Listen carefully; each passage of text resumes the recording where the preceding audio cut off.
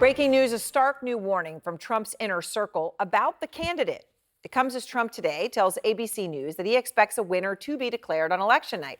Asked if there's any way that he could lose, Trump said, quote, "I think I have a pretty substantial lead, but you could say, yeah, you could lose. Bad things could happen." Kristen Holmes is out front in Macon, Georgia, where Trump is about to take the stage at a rally. And Kristen, interesting there. It almost sounds like something anybody would say, like maybe I'm going to win, maybe I'm going to lose. Of course, the context is that it's Trump who earlier today, went on extensively about how he didn't win the last election, shouldn't have actually left the White House, and that he didn't mind if someone had to shoot through the media if they were trying to shoot at him at a rally. And his campaign has had to spend time cleaning all these things up. So you've been speaking to insiders at the top of his campaign. What are they telling you?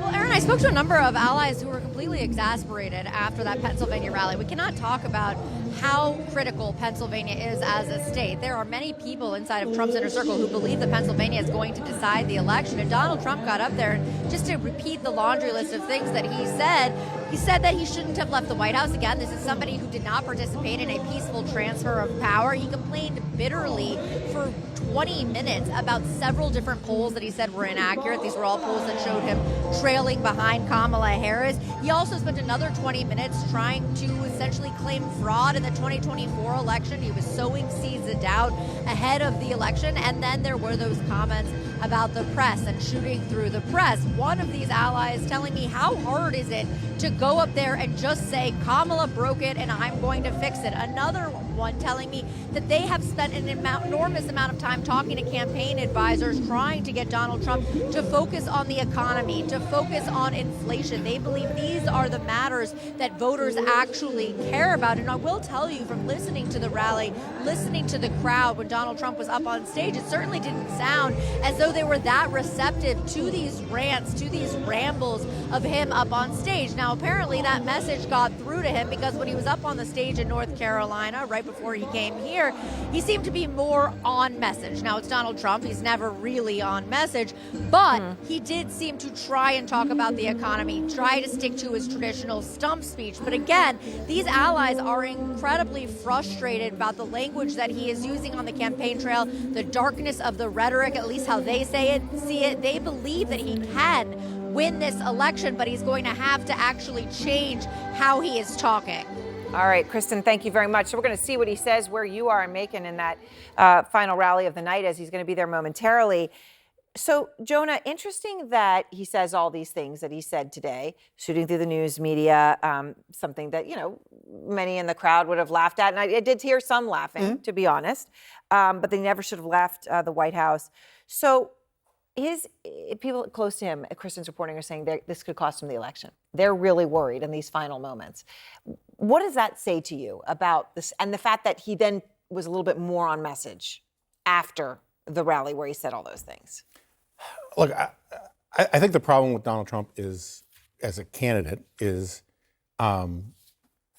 he can stay on message, but he feels like he is eating his spinach, right? That he's eating his vegetables, and now I get to be me, because that's what these people are really here for anyway. And he unloads with craziness, and that's what gets covered. And so him being on message for 90% of a speech doesn't matter at all, because that's not what breaks through. It's the craziness that breaks through. And can I just say, this isn't normal. This is not normal. And I just think that we need to acknowledge that it is not normal that this man is going out and saying this stuff over and over again. I covered conflicts. I had friends of mine, journalists who were killed. Saying those kinds of things about reporters that are covering his campaign is not normal. And it's not right. And so, Lulu, the chaos here, Tim Alberta has a final piece in The Atlantic coming out, obviously. He has done incredible reporting on this campaign.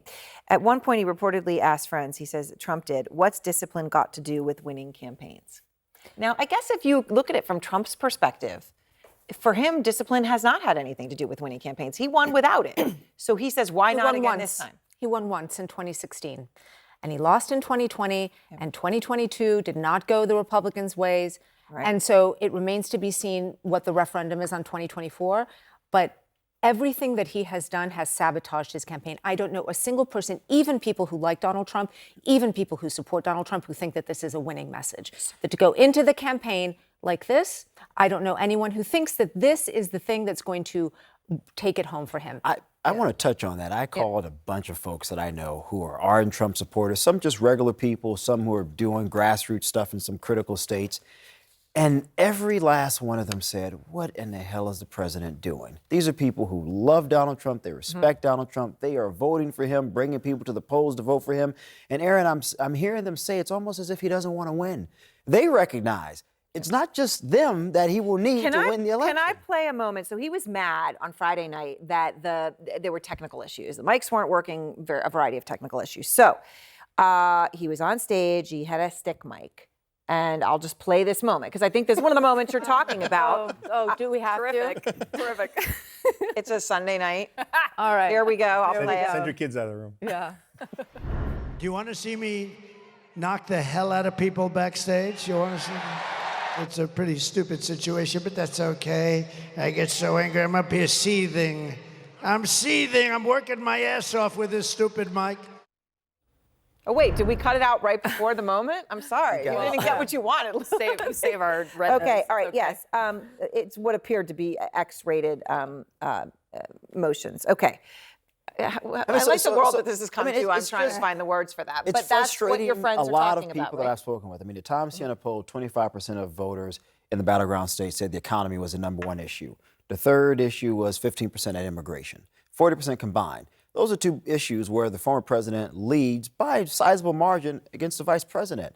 Strategically speaking, Kate, you know this so well. Why wouldn't you make the end of your campaign about the issues that people are concerned about? If he loses this election, it will be his fault. It will be nobody else's fault. His campaign has run a good campaign by all accounts. Experienced people. They're experienced people. They've been on message. If he loses this election, he has no one to blame but himself. I think he believes he's losing. I think, I mean, you watch him and you kind of see him revert to kind of the most core Donald Trump elements. And having him stand up there and make those gestures to the microphone while he's like, anger is seething out of his voice. I mean, I think he believes he's losing. And his response to that isn't, oh, wait a minute, I got to go back to a traditional campaign playbook. His response to that is, wait, I won in 2016 when I was doing what I wanted to do and being me. So I'm just going to embrace that. But the thing here is he's putting on display for the country why he's not fit to sit in the Oval Office, why he does not have the temperament. If you're an undecided voter or somebody who's debating between not voting and voting, and you watch that and you say, I don't think that that's the guy who should be making life and death decisions behind the Resolute desk. So if you say, Lula, that if he loses, it's himself, that he has himself to blame. Kamala Harris, in that scenario, would win. And she's acting like she thinks she's going to win. She's talking about her momentum. Maybe she's looking at the polls. I don't know what their internals are. But she, instead of being in a swing state last night, she went to New York and did Saturday Night Live. Maybe a very smart use of time, right? But acting like someone who's got the wind at their back, okay? Right? I mean, isn't that? Yes, I think that is definitely, I would say that was a confidence, that was a body language moment. That was not a persuasion moment. Much like Trump going to Madison Square Garden, which he's, he wasn't campaigning in New York. It's a national media play. With, with fewer Nazi adjacent, Yes, agreed. With less Nazi adjacent rhetoric. But yes, I mean, it was definitely, it was signaling a sense of confidence. Not, I would argue, not overconfidence like, oh, we have this campaign in the bag, but signaling to your supporters, signaling to voters who are making a decision over the course of this weekend, I'm comfortable, I'm confident, we're moving forward. Certainly only her supporters, though, Aaron. I don't know a lot of center-right leaning people who are watching SNL. I get it to your point about Madison Square Garden, but I guess I'm traditional in the way I like to do campaigns. Go to places where it matters. All right. Well, thank you all very much.